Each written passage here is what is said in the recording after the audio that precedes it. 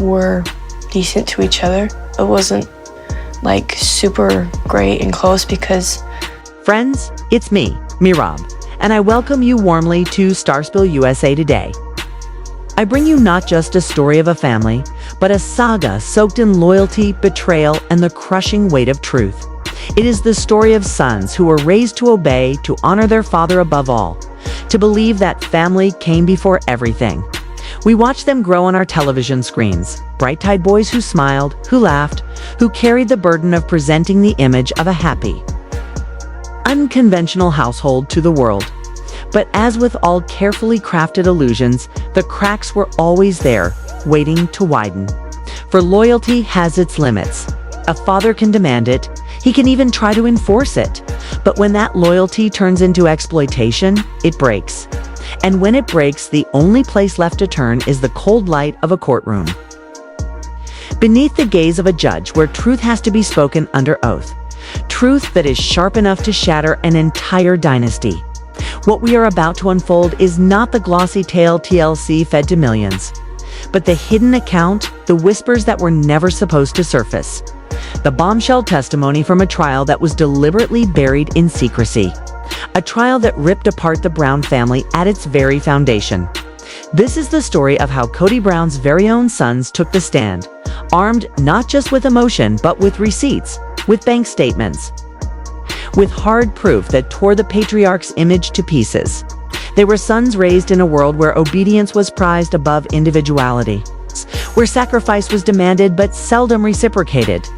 Yet loyalty, when abused, eventually curdles into rebellion, especially when that loyalty is twisted into a financial tribute, a tax imposed by a father upon his own children. And so, with extraordinary courage, they walked into that courtroom and unraveled the lie their father had lived for years. To understand how such a moment could ever come to pass, we must return to the beginning, to the sprawling acres of Coyote Pass in Flagstaff, Arizona. Once heralded as the Brown family's promised land, it was supposed to be the grand vision, the unifying symbol of polygamous harmony. Kody painted a picture of building one enormous house for all, or 5 separate dwellings where each wife could feel both independent and connected. On screen, he waxed lyrical about a future where his fractured clan would live side by side, united under the Arizona sun. But dreams, as we know, rarely survive the weight of reality. Christine walked away, reclaiming her dignity. Mary was cast out to the margins, the eternal outsider. Janelle found herself squeezed into a tiny apartment and later an RV, stripped of security and stability. And Coyote Pass itself remained barren. Not the beating heart of a family's legacy, but a wasteland of broken promises. Yet behind the scenes, the drama of empty land was only the surface. In the shadows, a far more brutal battle raged. One not of affection or loyalty, but of legal ownership and financial betrayal. Quietly away from the cameras, Janelle and Mary initiated legal proceedings against Kody and Robin. They argued that their life savings were effectively imprisoned in Coyote Pass, that their shares were being withheld, their rightful portions refused. They demanded either liquidation or a fair buyout, something to untangle the financial mess of decades bound together under the guise of family business. The business, Brown Family Entertainment LLC, supposed to be a collective endeavor, but in truth, it had become Kody's empire. He presented himself as the noble patriarch, the one who had sacrificed, the primary financial contributor. He told the court, as he has told the cameras so often, that the wives' earnings were family money, his to manage as he saw fit. Their independence merely an illusion. To him, their demand for equity was nothing but greed, a betrayal of his leadership. It might have remained a bitter, he said. She said, wives against husband. Truth muddied by years of shared assets and blurred lines. Had it not been for the prosecution's decision to call their star witnesses Kody never in his wildest imagination thought would turn against him. His own sons. The first to rise was Paedon Brown, Christine's only son. No longer the boy viewers once saw in the cul-de-sac, but a grown man, tall, disciplined, hardened by his service in the National Guard. His mere presence sent shockwaves through the room. An insider later said Kody's expression froze into something between fury and disbelief. The man who had always commanded his children's loyalty now sat face to face with their defiance. The prosecutor began gently. "Mr. Brown, could you describe for the court your life at 16, your schooling, your work?" Paedon spoke clearly. "I was a full-time student. Alongside school, I worked a part-time job about 20 hours a week at a local department store. I was saving for a car for university, for my future. So far, ordinary enough. But then came the question that detonated in the courtroom. And what became of those wages, Mr. Brown?" Paedon took a breath. "Some went to my savings. The rest I was required to give to my father, Kody." Gasps rippled through the room. This was no ordinary contribution. It was not the innocent learning responsibility narrative Kody had spun on the show. This was something darker. The prosecutor pressed, "Was this in repayment of a loan, perhaps? A voluntary contribution?" "No," Paedon replied firmly. He called it rent. "He told me and my older brothers, Logan and Hunter, that once we started earning, we were to contribute to the household. We were required to pay $350 a month. On top of that, if the utility bills were high, we were expected to contribute more." Imagine it, a teenager earning minimum wage, having hundreds stripped from him before he'd even had the chance to build his future. It was a sum that could mean the difference between affording higher education or being trapped in perpetual struggle. And it had not been optional. It was demanded. Then came the most devastating revelation. "Mr. Brown," the prosecutor asked, "was this rule applied to all working-age children living at home?" Paedon shook his head. "No. Who then was exempt from this requirement?" The answer landed like a thunderclap. Robin's children, Dayton, Aurora, and Brina. Dayton was an adult much of the time, living at home, not working. He never contributed. He was never asked. The rule was enforced only on us, Christine's and Janelle's sons. A silence fell so heavy it felt suffocating. What Paedon described was not fairness. It was not equality. It was targeted. A son tax levied only against Kody's original boys, while Robin's children were shielded. And with that single admission, the illusion of the benevolent patriarch crumbled. While Kody's biological sons were slogging away after school, handing over their hard-earned paychecks, Robin's children, living beneath the very same family umbrella, were held to an entirely different standard. They were treated as fragile, to be protected, nurtured, indulged. The original sons, by contrast, were treated as financial assets, resources to be squeezed, tapped, and drained under the guise of responsibility. Loyalty, it seemed, was demanded of them not as an act of love, but as a convenient cover for exploitation. The prosecutor was far from finished. Building upon Paedon's testimony, he presented a theory that would twist the knife even deeper. This so-called son tax, he argued, was not being funneled into any communal family pot. It was not helping to pay electricity bills or ease the burden of groceries. It was being redirected elsewhere. And then came the devastating question. "Mr. Brown, did you ever see evidence of where this money actually went? Did the family's financial position seem to improve?" Paedon, steady but visibly emotional, answered, "I don't know where it went specifically. But I know this, around the same time my brothers and I were all paying him, Robin started receiving a lot of expensive gifts. Designer handbags, new jewelry. There was always money for her and her children's wants, Victoria's Secret shopping sprees. Luxuries none of us could afford. But when my mom, Christine, needed help with the down payment for Isabel's surgery, suddenly the family fund was empty. There was nothing, not a single cent." The testimony drew gasps from the gallery. It painted a damning portrait of a father who not only demanded tribute from his teenage sons, but allegedly redirected that money to subsidize the lifestyle of his favored wife and her children. It was a pattern of blatant favoritism, financial indulgence for one branch of the family, emotional neglect and financial exploitation for the other. Yet, as shocking as it was, this was only the prelude. The true bombshell was yet to explode. Enter Hunter Brown. If Paedon's words were a body blow, Hunter's testimony was the knockout punch. Known to fans as reserved, intelligent, and fiercely private, Janelle's second eldest son was never one to seek attention.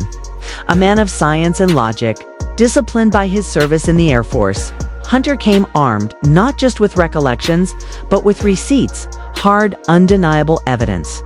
The prosecutor turned the court's attention to the spring of 2017. Mr. Brown, you had recently completed your training with the United States Air Force. Is that correct? Hunter's voice was calm, measured. That's correct. I had just finished training and was home on brief leave before my next assignment. And during that leave, the prosecutor continued. Did you have a significant financial conversation with your father, Kody Brown? I did, Hunter confirmed. The courtroom held its breath. According to one insider present, the silence was absolute. You could hear a pin drop.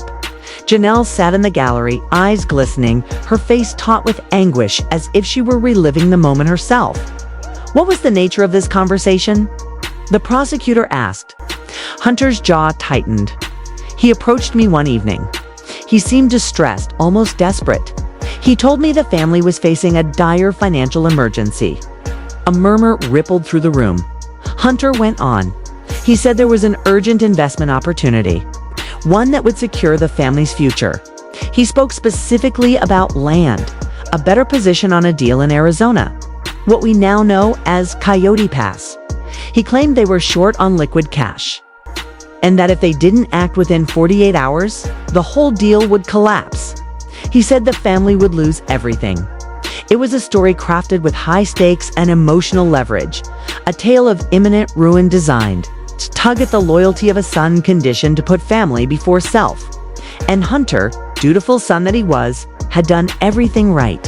Through his service and his discipline, he'd built a small but respectable nest egg, savings hard-won through years of sacrifice.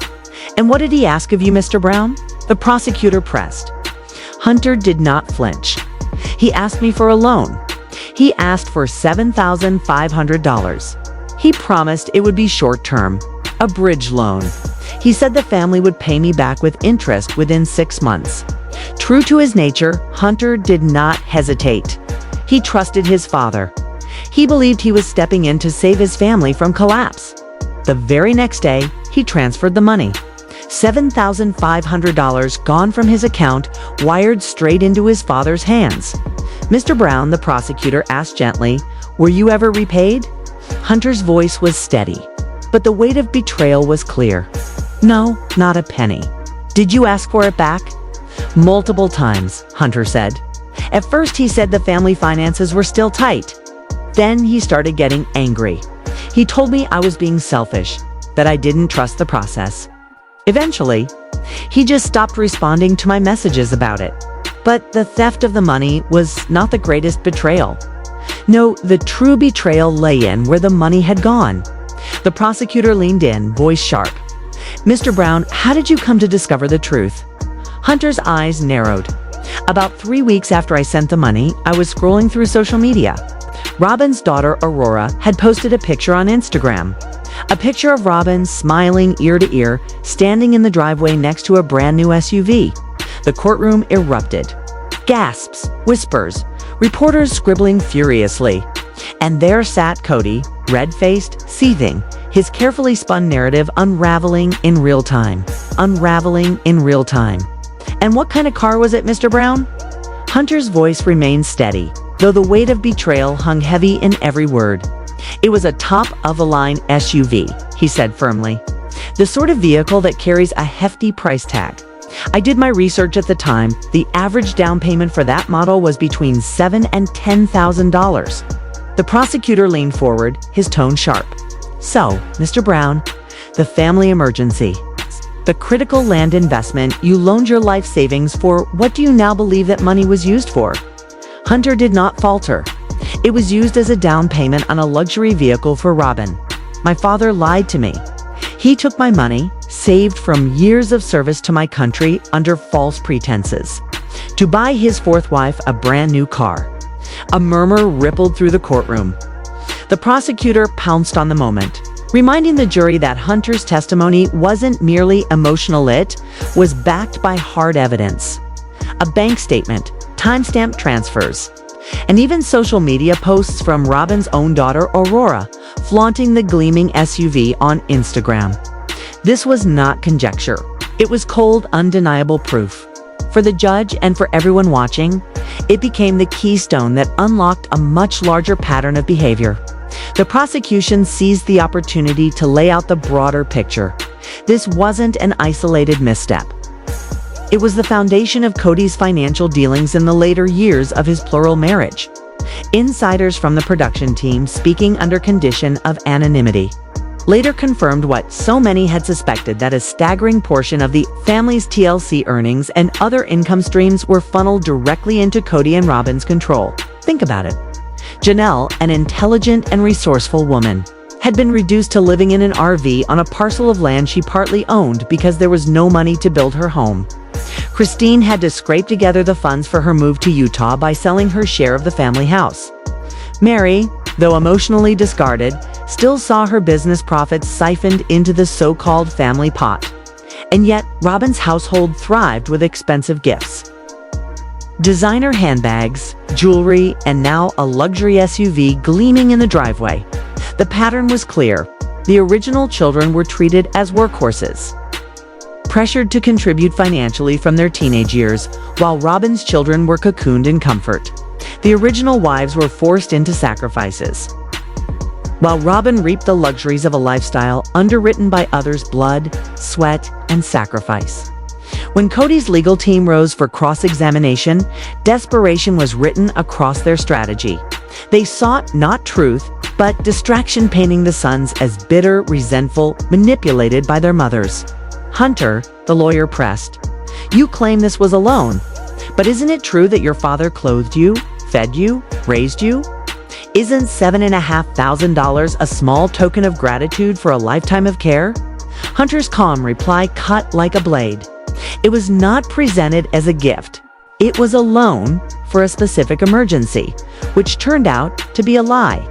A father does not con his children. The courtroom gasped. Though the con man remark was officially stricken from the record, the damage had been done. Paedon's cross-examination followed, with the defense suggesting his teenage rent payments were simply teaching him responsibility. Paedon's response was scathing in its simplicity. Responsibility should be fair. Why was I working 20 hours a week and paying rent, while Dayton, an adult who wasn't working, paid nothing? That's not responsibility. That's blatant favoritism. By the time the cross-examination was over, the defense had been dismantled. Every attempted deflection crumbled beneath the son's steady, unshakable truths. A week later, the trial concluded, while much of the final ruling was confidential. Leaks confirmed the judge had been deeply swayed by Hunter and Paedon's courage. In his private summary, later obtained by insiders, the judge stated plainly, the testimony provided painted a portrait of a patriarch who managed not a family, but factions, separating resources with bias and favoritism. The court finds the claims of financial mismanagement substantiated in no small part due to this testimony. The ruling was a triumph for Janelle and Mary. An immediate appraisal of Coyote Pass was ordered, forcing Kody and Robin to either buy out the other wives at fair market value or sell the entire property. For once, justice meant equity. But beyond the money, the deeper truth was devastating. Kody Brown had not only lost a case, he had lost his sons. Hunter and Paedon's testimonies were not just about rent or a car. They were about a lifetime of neglect, of loyalty given but never returned. They stripped away the last fragments of his patriarchal image, leaving only the truth of a man who had traded legacy for favoritism and family for control. And so, in that quiet courtroom, under the heavy silence of his children's words, Kody Brown was left exposed not as the proud patriarch he claimed to be, but as a ruler of a gilded castle who had long forgotten his kingdom. The fallout, however, is far from over. What happens next with Coyote Pass? And what other secrets from the Brown family vault are waiting to be uncovered? Friends, it's me, Mirab, and I'll keep bringing you these shocking updates right here on Starspill USA, so stay tuned. because the storm is only just beginning.